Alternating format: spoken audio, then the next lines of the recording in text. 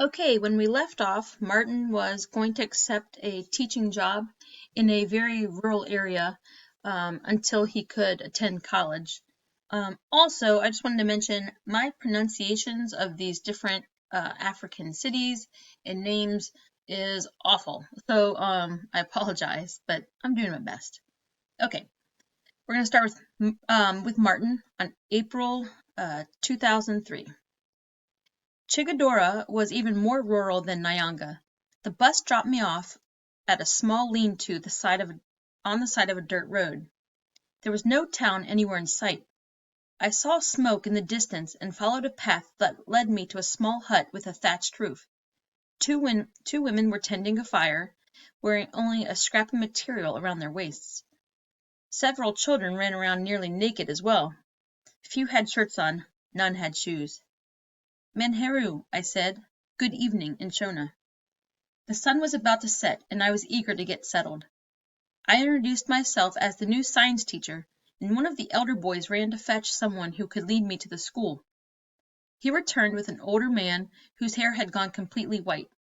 He, too, was wearing just a pair of tattered shorts, nothing else. Poverty in the country was even more brutal than I had experienced growing up. At least in the cities, there were cast-offs of wealthier people, whether used clothes or leftover food, but in Chigadora there was nothing to cast off. The older man asked me to follow him past a few more mud huts, much like the first one I had encountered. Finally, we arrived at the school, which was at least made of concrete. It had one room, with several desks and chairs that were so rickety and old, I thought it might be better to teach outdoors. There I met Frank, a teacher who was a few years older than me, and had gotten his degree at African University, just outside of Mutare. He had arrived a few weeks earlier to teach history, and invited me to stay with him. We went back to his place, another mud hut not far from the school. When I finally lay down on the packed earth floor beneath a roof that smelled like damp hay, I understood why my mother moved to Chisamba Singles. It was an upgrade. That night, I dreamed of my mother as a young girl. When I woke up the next morning, I thought someone as smart as her could be in my classroom. That made me excited to meet my students. Frank was already tending the fire when I emerged from the hut. He offered me tea and some of his mealie meal. I was very thankful, not only for the food, but also for his company. I had so many questions for him, starting with, "Where can I bathe?" He pointed down a dirt path. "There's a stream down that way," he said. "I prefer to bathe at the end of the day after the sun has warmed the water a bit." He told me this was also the place to fetch drinking water, so I grabbed a bucket and went on the exploratory mission. If this was my home for the next 8 months, I had better get used to it.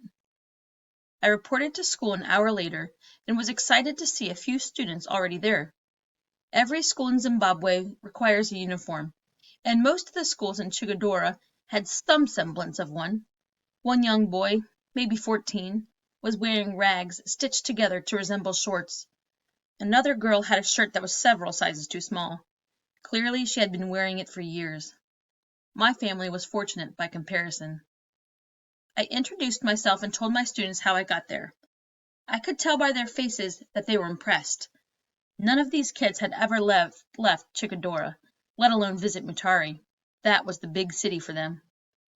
I went around the room and asked everyone to tell his or her name, and where each lived, and what their parents did for a living. Enough went first. She lived 7 kilometers away. "I wake up every morning at 4 to help my father with the cows," she said. "I'm the eldest of 5 girls, so my mother needs me to prepare breakfast and clean the dishes before I can leave for school." "How long does it take you to get here?" I asked. "If I run, I can do it in 40 minutes," she said. Givemore went next. "I stay with my grandmother," he said. "I had to take time off from school when my mother fell ill, to care for her. I'm still catching up." This explained why he looked my age or older. I didn't ask what I knew to be true, that his mother no longer was alive. The stories continued, each one as difficult as the next, though none of these kids thought so. To them, this was normal. I started teaching that same day and saw how hungry they were for this knowledge. Givemore stayed after school that day, and every one thereafter, wanting to borrow my books, to take more notes. "You remind me of myself," I said after several weeks. He was clever and hardworking. The biggest difference was that he had no support. After 2 months, I learned I had no support either. Frank and I would take the bus to Metairie together every Friday to spend the weekends with our families and check our bank accounts. We'd head back Sunday night dejected.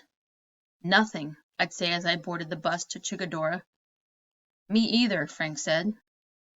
Our salaries were already meager, just enough to cover food and bus fare and not much else. But neither of us had been paid since we started, which meant we both had to pay out of pocket to teach. I wanted to stay for my students' sake, but I could not afford it. Frank felt the same way, but he didn't have any prospects to return to in Metairie. Plus, he was older than me, which meant all the women in the village wanted him to marry their eligible daughters. While food was scarce, Frank and I never went hungry. The villagers, despite their poverty, took good care of us. Leaving was a difficult decision for me. I knew that college acceptances would start coming in, and I needed to be accessible. I also had to focus on securing a scholarship.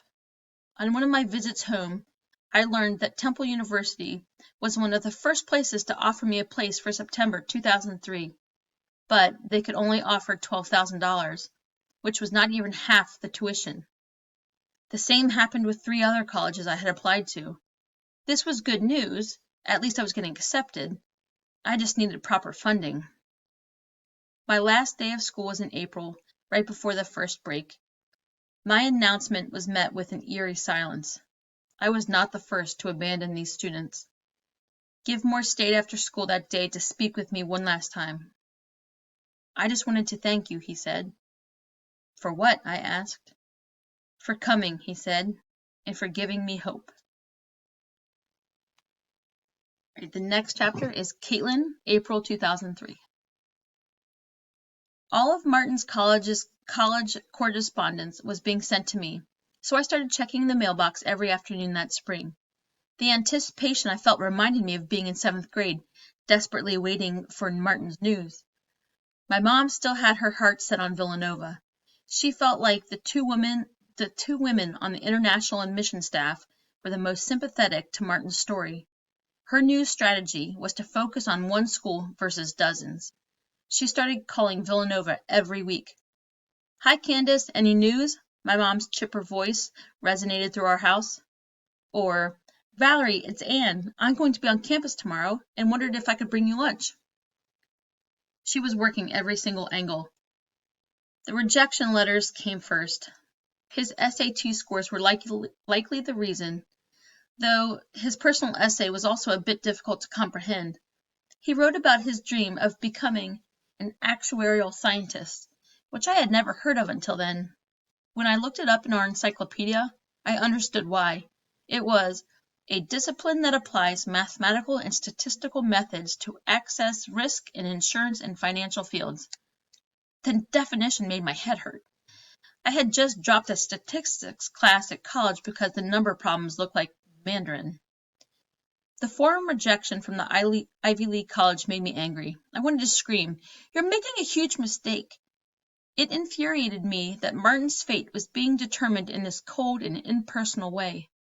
If any one of these college presidents could meet him or correspond with him, they'd be begging for him to come to their school. They would feel lucky to get him. Some schools saw this and offered him partial scholarships. Temple was one, but we already ruled that out after seeing Wallace's difficult transition. Yale was another flat-out no. I knew Martin would receive all of this news via email, and just wish I could be there when he did to say, "This means nothing. They don't know you. Don't give up." The problem was, I was starting to. Especially when I heard my mom talking to Candace one afternoon in late April.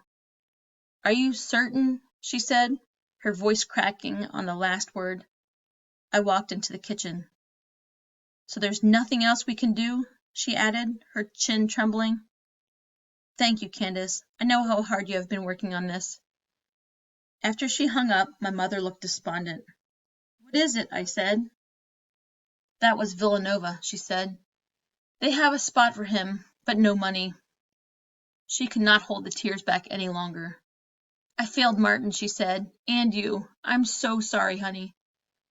It was difficult to see my mother defeated. I wanted to comfort her somehow. This was not the end of the road. It couldn't be. Mom, you have worked so hard to make this happen, I said. We cannot give up now. There has to be a way. Mom shook her head. Have you heard back from Oprah? I asked. I knew she had written her earlier that spring, trying to get Martin's story on Oprah's show to raise awareness and hopefully funds about his story. No, my mom said, blowing her nose. Or Bill Gates or Bill Cosby. My mom had a file for every wealthy celebrity she had contacted, every organization that offered international scholarships, and every institution that might sponsor a brilliant kid from Africa. We'll find another way, I said. We can do a shoe drive or a bake sale. I can get sponsors and do a bike ride across America. I was on a roll. Caitlin, you concentrate on your finals, my mom said, wiping tears from beneath both eyes. I'll keep working on Martin. Okay, now we have Martin, May 2003. Upon my return home, I learned that Wallace was really struggling at school. His parents had written me a letter. They were so appreciative of my American family's help that they invited me to come stay with them in Victoria Falls while I waited for more news from the United States. I was happy to accept. There was nothing to do in Mutare beyond hustling at the market for spare change. Wallace's parents offered me a place to stay and a job helping them at their bed and breakfast. This meant I would have access to phones and the internet, which would help with securing a scholarship.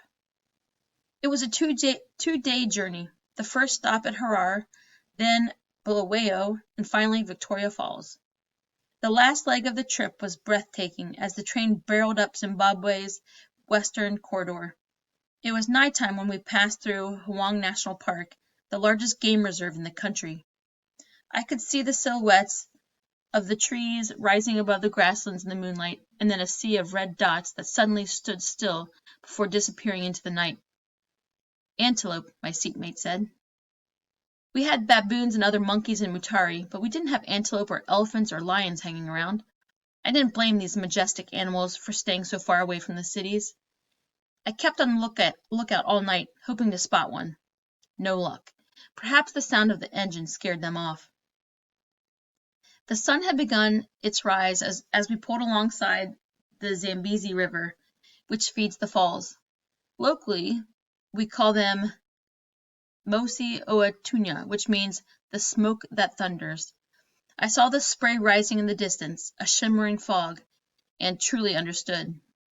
I recognized Wallace's parents, Tekla and Phanuel, immediately. I saw Wallace in each of them. They were waiting for me at the station, and their accents were familiar, as they come from the Eastern Highlands, like my family. I felt immediately at ease. We drove back to their house, which reminded me of the picture Caitlin sent me of hers. I was astonished by how humble Wallace's parents were, as it was clear they had great wealth. Tekla showed me my room and the bathroom. I'll make sure to bathe early so as not to disturb you, I said. That's not necessary, Tekla said. We have our own bathroom. This is for your usage. She then invited me downstairs for breakfast. I took my seat and was stunned when a maid entered the room with a platter of scrambled eggs. I said hello, and she bowed her head at me as she served me. I'd never been served by someone in this manner. It made me think of my own mother, who had started doing this work in Mutare. I wanted to say, I'm happy to serve myself, but I didn't want to cause a scene, so I kept quiet. She disappeared back into the kitchen and returned with cereal, tea, and orange juice, which I had never tasted before. It remains my favorite drink to this day. Okay, I'm going to stop right there, and I will continue again.